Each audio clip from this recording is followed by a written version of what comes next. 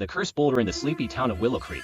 There stood an ominous boulder at the edge of the woods. For generations, the townsfolk had heard whispers of the rock's dark curse, but many dismissed it as mere superstition. That is, until the deaths began. It started with Old Man Wilkins, a cantankerous hermit who lived in a ramshackle cabin near the boulder. One morning, he ventured to close while gathering firewood and never returned. Search parties scoured the area for days until his mangled body was discovered at the base of the rock, his bones shattered in an apparent hole. A few weeks later, a group of reckless teenagers dared each other to touch the sinister stone. Billy, the cockiest of the bunch, swaggered up and defiantly planted his hand on its rough surface. The next day, Billy's parents found him motionless in bed, his face frozen in an expression of sheer terror. The cause of death was unexplainable. As the body count grew, panic gripped Willow Creek.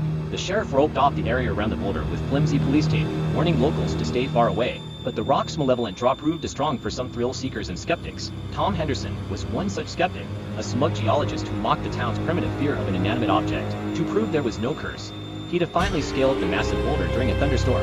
Halfway up its rain-slick face, the deafening crack of lightning struck the stone, sending Tom tumbling lifelessly to the ground below, with bodies piling up around the dreaded rock. Even the most hardened skeptics dared not approach it. The boulder's curse was undeniable. Some spoke of having it destroyed or removed, but a lingering sense of dread prevented anyone from getting close enough.